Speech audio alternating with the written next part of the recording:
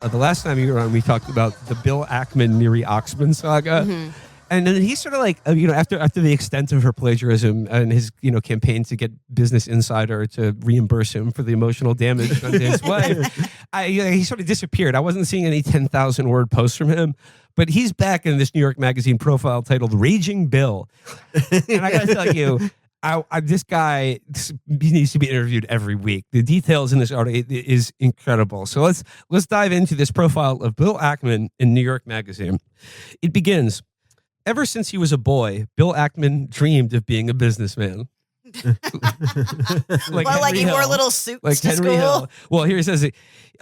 He sold ads for Let's Go travel guides from his dorm room as an undergrad at Harvard and co-captained the business school crew team, which had oars decorated with dollar signs. Let's face up to what Harvard Business School represents, Ackman wrote in the school newspaper after rowers were booed at the head of the Charles. We spend 90% of our own studies at HBS pursuing the maximization of the dollar. We're maximizing the dollar here.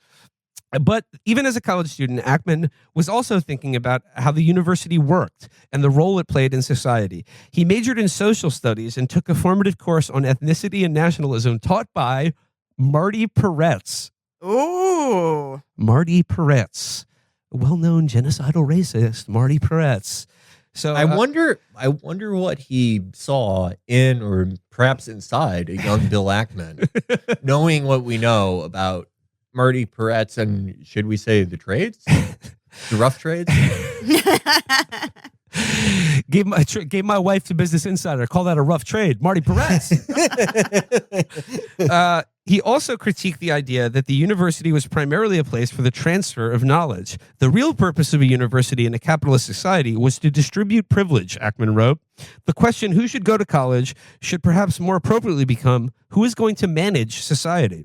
His nephew recently enrolled at Harvard, as did his eldest daughter, which Ackman told me recently is where the trouble started. She became like an anti-capitalist, practically a Marxist, Ackman said in January, leaning across a large conference room table at the offices of his hedge fund, Pershing Square. We'd talk about capitalism and she would freak out at the table. His daughter was in the social studies department, just like her father, and rode crew too. But she had chosen to write her thesis on the concept of reification in Western Marxist thought. Having come to very different conclusions than her father had about how the world should work, Ackman said it felt as though she'd been indoctrinated into a cult. So, he's just his daughter wasn't enough like him, even though she rode on the dollar crew team. Yeah, and it's also like, okay, if you're Bill Ackman and your daughter, she's like 19 or 20 now, and she's, talking about unlimited genocide on the first world, just wait a few years. Yeah, give it a minute. You'll be fine. This is her rebellious phase. Yeah. Don't worry, she'll course correct. She went to college. I think that's always so weird to me about any guy like this, anyone who has billions of dollars, when their 19-year-old son or daughter is like, I'm a freaking epic communist, that they think it's the end of the world. They think that they're not just gonna drop it in 2 years. Yeah, but I think for a guy like this, it's he needs to have control over everything. So right. Even a minor deviation from having a daughter that's exactly like him in every respect is an affront to him personally, and now a national problem that needs to be addressed by the president of Harvard on down. And let's be honest, it's probably a bigger deal because it's a daughter. Yeah. It says, while Ackman's campaign had suddenly made him a boogeyman of the left, he has long been a Democrat, other than the time he registered as a Republican to vote in a primary for Mike Bloomberg. The Pershing Square, the Pershing Square lobby has a Ukrainian flag on the wall, and bathrooms still have a reminder to sing "Happy Birthday" to yourself when washing your hands. Wow, Yeah. that's really they should. They also have a sign that says "Don't pick your nose." That really does not make me feel confident about the idea of investing with them. Yeah. No, All traders must wash their hands before returning to the money machine. Yeah. That's why money's so filthy. Yeah. So it says here, so going on, it says, while we spoke, an assistant carried a pink folder into the conference room that was stuffed with handwritten letters from supporters. One was a certificate of commemoration made out to Bill Ackman for cleaning out the swamp. He's sharing fan letters, fake certificates for cleaning out the swamp at Harvard. There is I used to think the most pathetic thing were those Dutch guys who would like take pictures of Elon Musk with like his 14th kid and be like, I imagine right now Elon is saying moments like this are like jeweled treasures in the sands of our lives. And like, that's weird, but that's just that's like how Europeans are. But I used to think that was like the most pathetic thing you could do. I actually think it's more pathetic to do this for Bill Ackman. Yeah. Because like Elon Musk, he, by hook or by crook, he was briefly worth like $300 billion. Yeah. It was stupid. Like, Tesla should not be worth that much. But Bill Ackman is just a normal billionaire who lost a fight with Herbalife. Yeah, Well, and we're I going to think, get to that. I think people like to fantasize. They're like, if I was a type of billionaire, I would be an Elon Musk style billionaire. No one wants to like sort of aspirational. Apparently, some people do. They're like, one day I'm going to be like Bill Ackman. There's some really gross posts out there where people are like drawing Bill Ackman or like making an AI. Bill Ackman is like a Roman legionnaire. Okay. This is the next paragraph. Ackman didn't see himself in Patrick Bateman, but he had spent a few days in January posting quotes from Gladiator and retweeting his newly formed legion of reply guys as they posted AI-generated images of Ackman as a Roman general. Welcome to the posse, Ackman wrote to one. Let's roll. The movie, which Ackman told me is one of his favorites, certainly has themes he is eager to identify with. Betrayal by the elites, the importance of winning the crowd, the perils of attacking a man's family. Ackman took particular inspiration from Gladiator's opening scene, which he posted on X. You have the barbarians on the other side, and they chop someone's head off, and then the Romans go and kill the barbarians, Ackman said. I mean, Business Insider, they're the barbarians. Joey, do you like movies about gladiators? What are you talking? What the fuck are you talking? Do you think your life is like Gladiator? They killed his entire family. Yeah. The Business Insider had an article where it was like, your wife loves Wikipedia. And he's like, this wife is good as dead. My kids are dead. They're as good as done. Yeah. Meanwhile, the wife has not noticed at all. Yeah. I would like to find out what Neri's favorite movie is. I'm more interested in that. So moving on here. That night, Ackman and Oxman hosted a dinner at their Upper West Side apartment, a gathering of world minds. Oh, my. Welcome to Mindheads. World minds, an invitation-only community owned by the media conglomerate Axel Springer that is a kind of rotating series of Davos-late dinner parties, the kind of places where VIPs discuss the world's problems over cocktails. Oxman is a member of the group's advisory board. The featured guests were two members of the World Minds Network, David Petraeus, former CIA director and current partner at the private equity firm KKR, and Avi Loeb, an Israeli astrophysicist at Harvard. The war in Gaza had been raging for a month, and Petraeus gave a dispiriting talk about the broader geopolitical fallout. Later in the evening, in a call for dialogue among different tribes, Paolo Antonelli, a curator at MoMA, offered a thought. Love the aliens, he said. Loeb took the idea and suggested looking for hope from above. My personal belief is that the Messiah will arrive, not necessarily from Brooklyn, as some Orthodox Jews believe, but rather from outer space, Loeb told the group.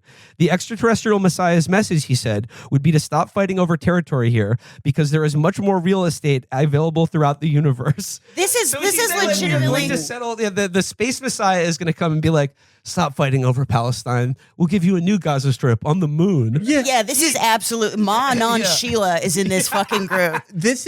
Can someone inspect that apartment for carbon monoxide leak? Like, this is what a science guy is saying? That we're going to solve all our problems by making Warhammer real. Yeah. It's a Deus Ex Machina. We just gotta look to the skies. We're Israel, who can't even make like a movie anyone wants to see. They are going to colonize an asteroid and like live there. Sure. Yeah. I mean, I would love it if they tried. I would love it if every Israeli got on a spaceship and was like, we're going to live on that asteroid. Back on Earth, Loeb listened while Ackman said he was hopeful that Gay would respond to his letter. Claudine Gay of Harvard. I'm a theoretical physicist, so I get paid to make predictions, I said to him. I don't think you will, Loeb told me. The last thing Harvard would do is admit their mistakes. I just love Ackman and the Space Messiah. Ground control to Major Bill. Check your plagiarism and may your wife's love be with you. All right. Here's the part that people were sharing all today. This is a peek inside the beautiful billionaire mind. Ackman believes that our lives are often fated from birth. I have a view that people become their names, he told me. Like, I've met people named Hamburger that own McDonald's franchises. Kevin Gates bar. I believe strongly in nominative determinism. We're on board about that. So he says, we'd been talking for nearly an hour and a half when Ackman asked me what my name was, hoping to offer a diagnosis. After he seemed momentarily stumped by my surname, I offered him my first name, which he misheard as Reed. Reed. Right, he said, before turning back to himself. So my name is Ackman. It's like activist man. All right, let's do it. Let's do some nominative determinism here. It's the fucking Kathy Guyswhite, but a guy. Like, that's very obvious what you are. All right, let's do some nominative determinism. Amber Frost? I just a sexy porn star lady. Or an X-Man. Like, I've got an awesome name. I don't know. Yeah. Mama did good. Yeah. If you look Beaterman, you're drawing beats. You draw a beat on him. draw a beat on a man. We stole our name from some Gentiles, and we did a great job. It was aspirational when we stole it. Yeah. Because you're like, I want that goy slop. Yeah. Yeah. This name means petite bourgeois. That's but awesome. the first Biedermans in America, or at least one of them, was a heroin dealer. He was not petite bourgeois. But look at us now. It worked. Will Menaker. So I have like a will to give men aches. love that. Give them tummy aches. Chris Wade, he's like Jesus wading into the water of podcasters. Yeah, I wade into the content. To the river of Jordan. Yes. To the river of Jordan. Moving on here, it says, in 2000, okay, here we go. In 2012, Ackman waged his most infamous activist battle, a merciless campaign against Herbalife, a multi-level marketing company that hawks dietary supplements. Ackman argued that the company was a pyramid scheme and that federal regulators would shut it down.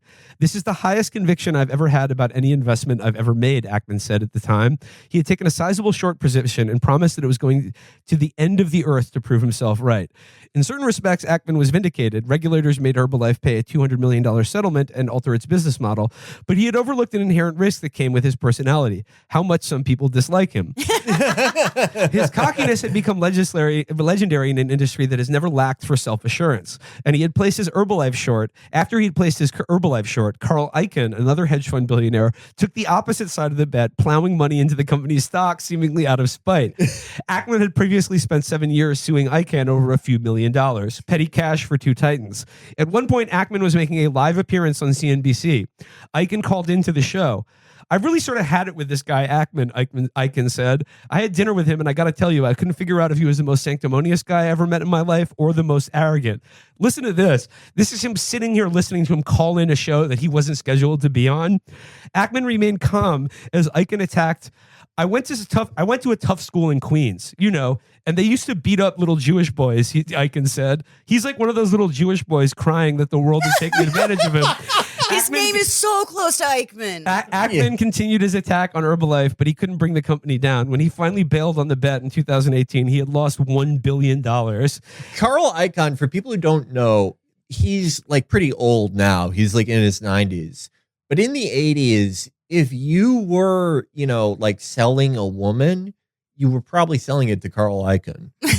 He was like all throughout the 80s, he was like, he was doing Gordon Gekko shit. He would buy a company that exclusively employed kindly old men and kill all of them and take their pen. He's awesome. He's just a psychopath. And even as an 86-year-old, he owned Bill Ackman. Yeah. I gotta say, the lawsuit. How's his memory? What was it, $1 million or $2 million? A couple $1 million. They're like, yeah, that's small potatoes for these, and it's like that is small potato. Like if you've got that. What a petty little bitch. For $1 million. What a petty little bitch. You know what? I gotta say, little whiny Jewish boys just scraping for coins. I'm sorry. He has a point. That it is fun. That is really funny that you didn't give me enough change. In Icahnn's retelling of it, the kids getting bullied for being Jewish, were pussies. They deserved it. And like Ackman is Jewish. Like he is, like he's also Jewish, but I don't know. Anastasia, Carl Icahn. Those were some tough Jews. You can't hate anything more Murder than you hate Incorporated. more than you hate the Mirror. But it says here, He's awesome. He fucking clears Bill Smokes crack, man. wait, listen to this. Ackman still bristles at mention of the Herbalife exchange. I wasn't whiny and no one beat me up. He said. I'm not crying. Going on to his wife's defense, it says here when Gay finally resigned on January 2nd, Ackman was in the Dominican Republic with Oxman and their daughter. It was the penultimate night of his vacation, but Ackman couldn't resist taking a victory lap and spent 9 hours from 6 p.m. to 3 a.m. writing his 4,000-word reaction in Microsoft Word and then pasting it into a tweet. Ackman said being married to Oxman, who is Israeli, gave him a visceral connectivity to the October 7th attack, and that she had been his quiet partner throughout the fall. When Ackman tweeted about his visit to Cambridge, Oxman privately attended a lunch at the same month hosted by the MIT Israel Alliance. It was partially group therapy and partially just that stressed out students need free food, Talia Khan, the group's president, told me, adding that many MIT students knew Ackman as that guy who's Neri's husband. Oxman had largely shied away from making public statements. She kept debating whether she wanted to post, Ackman said. What was she going to post? It was the best of times. It was the worst of times. I said, sweetheart, you know what? Let me be the tip of the spear on this thing. Ackman didn't see anything wrong with jumping to his wife's defense after having weaponized the allegations of plagiarism against Gay. I don't think I was being hypocritical at all, he said. Ackman did run his own Harvard thesis through a plagiarism detector and was relieved when it came back clean. I was shivering in my boots, Ackman told me. The irony would have been something. Well, it's like, yeah, but did you run your wife's thesis through the same AI plagiarism detector? Well, it's hard. That's what's at issue here. Yeah. Well, it's hard to run like, you know, 2 Christmas ornaments glued together through a plagiarism detector. As far as I know, that's like what her work is. So it says here, we are the number one trending with 38,600 posts, and the Princess of Wales is at number 2 at 2,998. Ackman wrote to Blodgett, like the head of Business Insider. In a post on X, Ackman said that rectifying the situation would require only 7 simple steps, including Axel Springer taking action to depublish the stories about Oxman and then having its CEO, Matthias Dopfner, fly from Germany to New York immediately to sit down with Henry Kravis of KKR and adopt a settlement fund to compensate all those who have been victimized by Business Insider. Why is Henry Kravis involved? Henry Kravis, this is another guy from the 70s and 80s. If you've seen the movie Barbarians at the Gate, with the book. It's a book and a movie. Oh, it's a movie too? Yeah, James Gardner plays Ross something, the CEO of Nabisco at the time. It is a great book. It's about the privatization of Nabisco. Not privatization in the government sense, but like taking it private. But Henry Kravis he's not as cool as Carl Icahn, but he did the same type of thing, except he was a private equity guy. He was just like looting the Keebler elves. He slit the Keebler elves' throats. Snap, Crackle, and Pop were shot into a ditch following our hostile takeover. And he's also like a 100-year-old man. So like, why is he involved in this? I don't know. Like, does he elaborate on this? So it says here.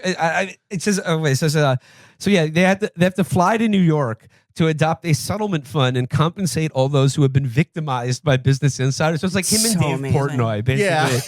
So it says here, with the proceeds of any settlement for Oxman going to her company, so she can accelerate the incredible work she does. How much money does she need to like make dioramas? Isn't that like also there has to be some legal gray area there where like a lawsuit just for investment money. Yeah. Like it's kind of suspect. I mean, I'm sure you can use the money for whatever you want, roll around in a big bet on it, but it really doesn't make your case look legitimate. No. Also, nobody can fucking sue. Like, people don't sue Page Six. I can't stress this enough. Like, Business Insider just publishes the most like just bitchy little fucking stories. It's just like employees being like, you know, Elon Musk picks his nose. His wife did plagiarize large parts of her thesis. It is also the truth. Yeah. There's no case here at all But it's also like Axel Springer is like awful for a billion reasons. They basically make all their employees sign a loyalty pledge to Israel. But in their like defense here, like how could they keep going as like a normal news company if they come out and like Unpublished are things? part of an extortion ring that benefits a woman who still has to staple her mittens to her coat? Well, it's also just like that's not even how it works. They would, post an addendum or whatever. It was like, that would be like previously in this article, it says that, Bill Ackman is a bad guy. He's actually very cool and chill. Right.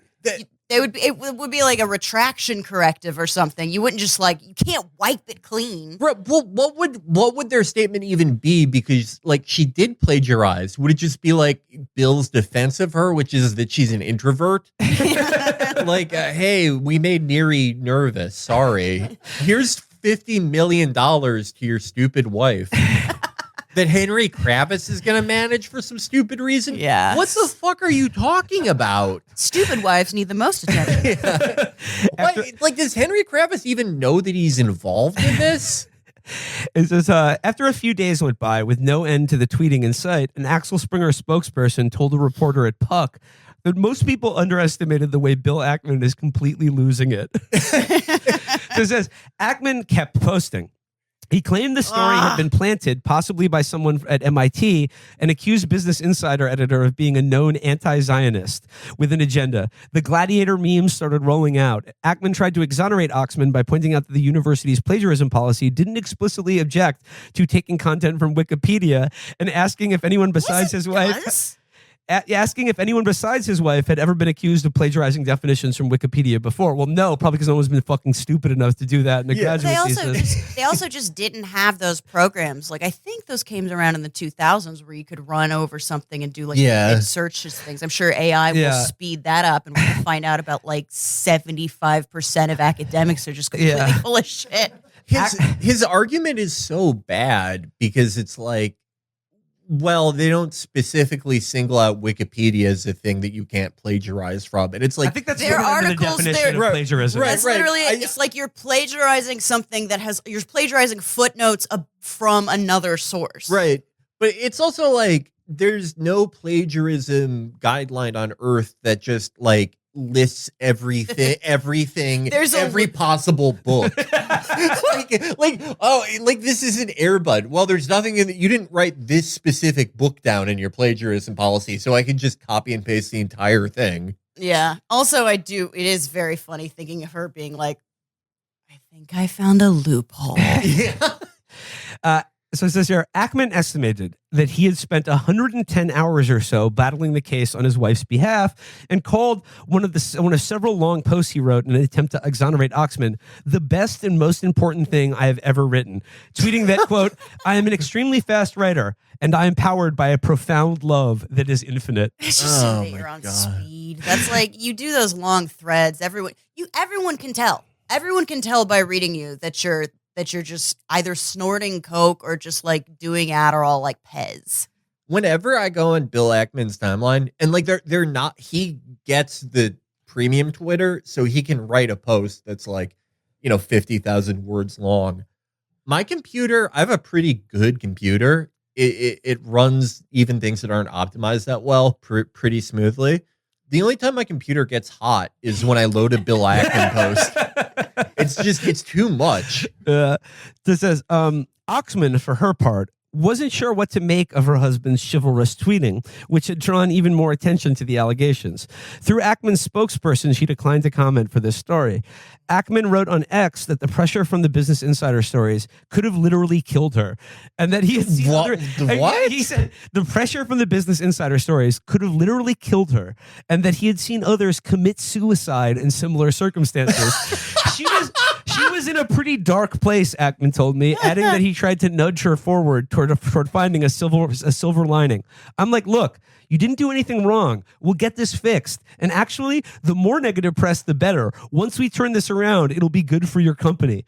once we turn this around, like when you once again, she plagiarized and is probably like knows it and is sort of like, let's just not talk about it. Because when he's you've done being something way worse. wrong and it becomes a big thing on Twitter, the best thing to do is just disappear for a week or two and then just come back and be like, new phone, what's up?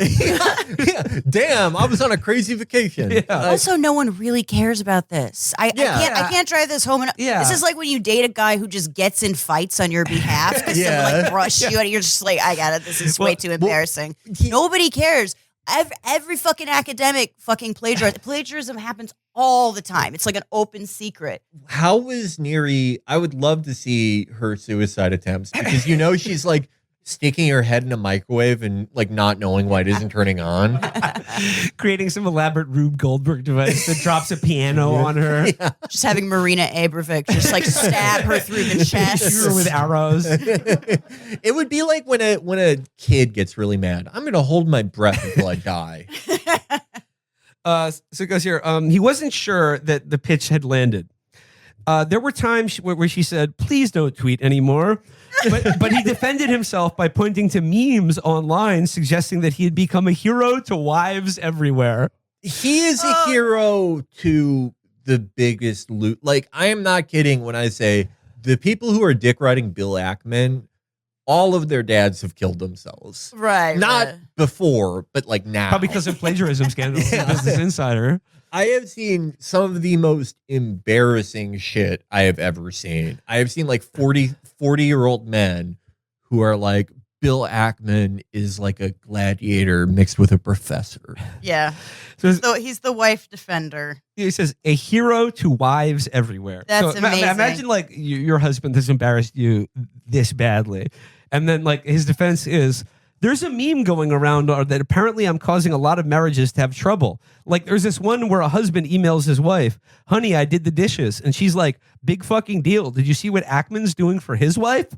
Like humiliating her on a national stage? Yeah, I also like that. I don't know who this Lady Macbeth, but this person doesn't exist. Like clearly she never planned for this to get this big. She would much rather just like, disappear for a week. But he has like now this is all anyone thinks about when they think about her. She should be microdosing an Ojai. This wouldn't have bothered her the first time around because again, no one cares. Yeah. No, he ruined her life. Because like I mean like like I said like I hadn't seen anything from Ackman and like Neri. It's fine. She can plagiarize the yarn, or she can build her geodesic everyone domes. does it. Yeah. Was it Chris? You were saying you saw some Netflix thing with her? Yeah, She was like, I watched her episode of Abstract, which is actually a pretty good series about like design in various professions. And she runs a lab that's like a material science lab that actually does some like cool stuff. But all of her things, basically, her job is to be the placeholder at the top of a thing, the type of person that runs this type of lab.